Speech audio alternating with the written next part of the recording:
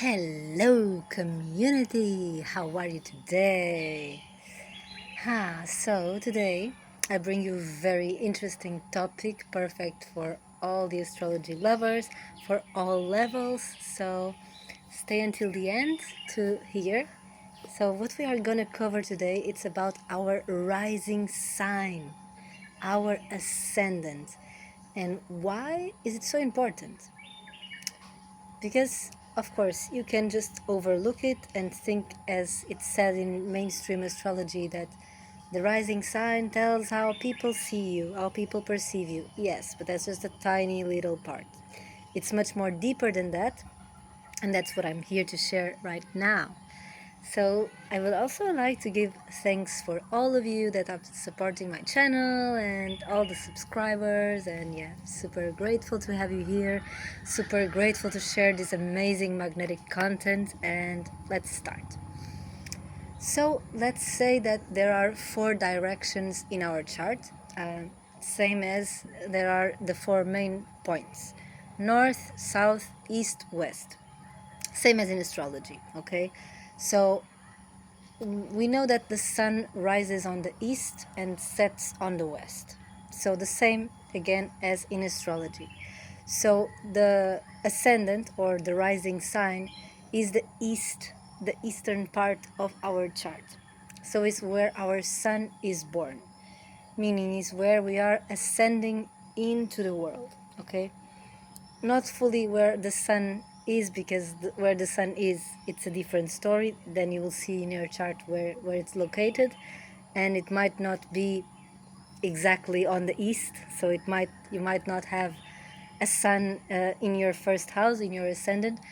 But the ascendant represents the rising, so your rising, your ascendance here on earth, on this lifetime. So it's said that there is the ascendant, meaning the rising sign.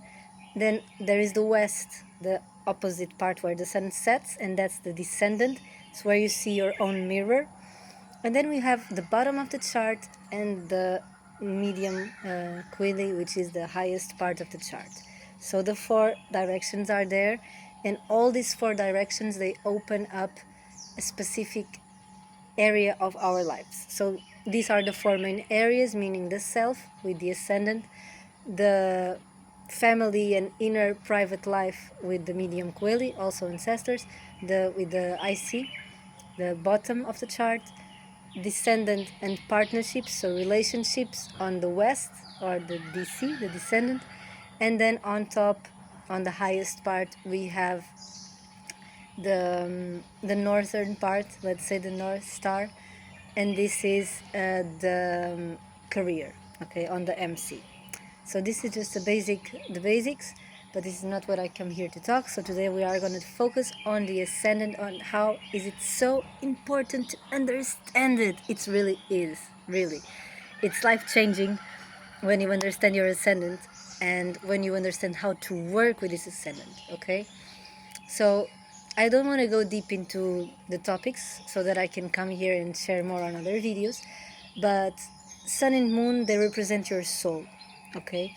So the ascendant is connected to the earth. It's connected to this physical body, to this incarnation, also to your ego. So a way for you to understand better this ego and what are the light attributes and shadow attributes of this ego is to see which is your ascendant sign, because that will tell you a lot. Okay, so let's bring the example for a person like me who has the ascendant in Aries. Aries is the first, so the traits of Aries as represents a new beginning, as opens the spring, and it's so connected to the number 1, to initiations, to starts, to do, to jump forward, to be like a leader, to be like a guide, the one that goes, to be adventurous, to be spontaneous, and also to is impulsive and reckless. So Aries has beautiful traits, like it's super playful, it's like a child a little bit, is not afraid to start new things, the Aries energy. But then there are shadow attributes, and these are impulsivity and recklessness. I say this as the biggest ones, at least how I feel. Also, there are some other things. It has no filter, which can be great, but it also can bring problems. So, why is so important to master this ego, this ascendant? Because, picking again the example of the Aries, in my life, patience was something that I had to build. I was super impatient, and I did many decisions that were rushed. Of course, they brought me wherever they had to bring, but I had a tendency to rush things. So understanding that, okay, this is the shadow side of my ego, this is the shadow side of Aries. So I now I know that, I am aware, so I know that really my way is through patience. Is through, yes, starting new things, but not rushing into them, because sometimes it just cancels everything. But then there is something else. So it is, of course, understanding the sign of this ascendant and what are the attributes, both sides of the attributes, but it's also then going to the ruler of the ascendant, because that will give you extra information. So it's like a topping, like an extra flavor topping that makes food taste much better. So in my case, or in case of people that have ascendant in Aries, the let's say the ruler of Aries is Mars. So we have to check where Mars is and what is Mars doing, because that will give so much more information. So again, I will bring my own example for you to understand. So my Mars is in Cancer and is in a very private place. So it's kind of in the house. So being in Cancer already says that it's not the typical Mars where Mars loves to be, which is Aries, for instance. Aries and Capricorn are the places that Mars likes to be, because in Capricorn it can build, and in Aries it's his ruler. He's ruled by, it rules Aries. So Mars in Aries is like, okay, let's go, let's go. Could be also very aggressive, but that's not the point here. So my Mars, it's not so much a go out and go to the war Mars. No, in Cancer it requires sensitivity, so it's much more sensitive. This means that in terms of action, which is Aries, like starting things, acting upon things, this action must be connected to the emotion. So I have to be very connected to my intuition and to listen to my body and to my feeling in order to act and not ruin it.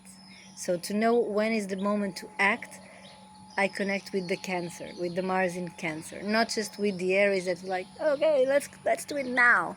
And maybe now it's not the moment, it's too soon and it will ruin it. So this is the calling for this Mars, it's to go inwards and to listen to when the right time is. So it's about listening for me. But then it will depend on your ascendant, depending on which sign, and it will depend also on the ruler of this ascendant, okay?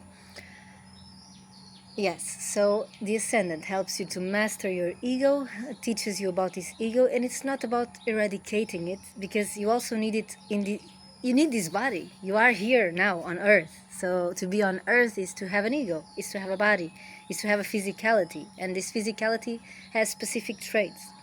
So it's not about eradicating it, it's about flowing with it. It's about integrating everything. Because in a way, your ascendant is the guide for you to master your sun, okay? So that your sun can fully shine, the patterns of your moon must be uncovered. I will make a video about that after. And the ascendant must be in order. So you must be connected to this energy. Bringing my example again, my sun is in Libra, my ascendant is in Aries. They are opposite, okay? So my Libra side is super dependent and wanted to be with everyone, with all the people, like always together, da da da da. Thanks to my Aries, I started traveling and doing things on my own, being independent. And that was the best thing I did. So I'm super grateful for my ascendant. So it's about understanding the energy and learning how to work with it. The other thing is about your physical body. Okay, now going more to the physical body. So in your first house with your ascendant, you have your physical body. So the energy of this physical body is whatever it's required. So again, with the Aries as an ascendant, it's fire. So I need fire, I need movement. Otherwise I'm dull, I have no energy. So it's a lot about bringing more fire. If a person has an ascendant in air, it's about communication. So you come here to communicate, to jump a little bit here and there, to be more open, be more flexible. If it's earth, it's practical, it's organization, it's routine, it's grounding. If it's water, it's about flowing and feeling, so it's much more sensitive. Then another thing is that depending on your ascendant and depending on the modality of this ascendant, if it's cardinal, if it's fixed, or if it's mutable, meaning cardinal, the ones that open seasons, meaning the initiators, fixed, the ones that are in the middle of seasons, the ones that fix what the initiators started, and mutable, the ones in the end of seasons that are bringing a little bit of both energies. So having an ascendant on a cardinal sign means that in the four corners of the chart you'll have cardinal signs.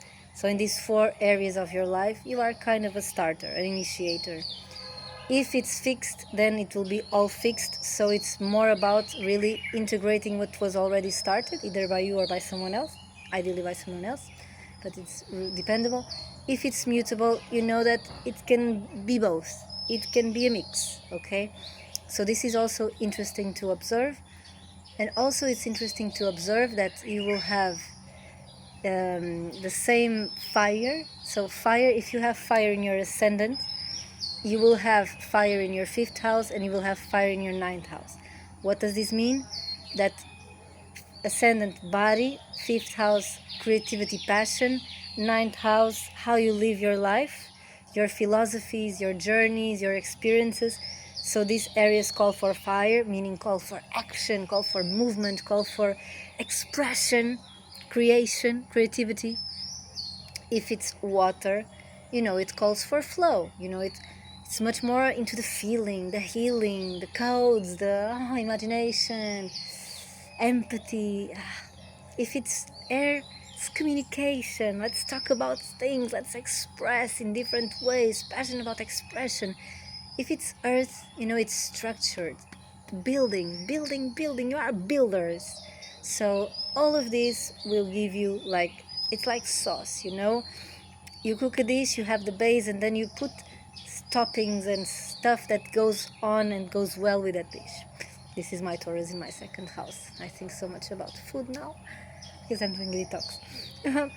But yeah, so this is it on the ascendant. I would love to hear what is your ascendant and how do you feel about this information.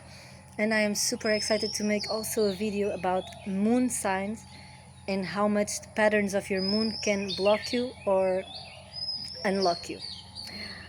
And also I can have another video of each ascendant in each sign. I would love to do that, so let me know in the comments below if it's interesting for you, and I would love to hear it.